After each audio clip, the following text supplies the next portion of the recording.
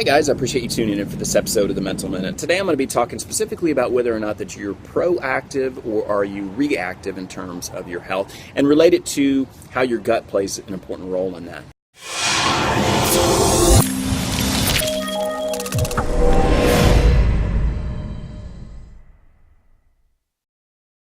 I had a long discussion yesterday specifically about the differences in the correlation between the brain and the gut. They're made of the same type of tissue, but what most people think actually is that the brain rules your body. And in all actuality, your gut is the one that rules your body.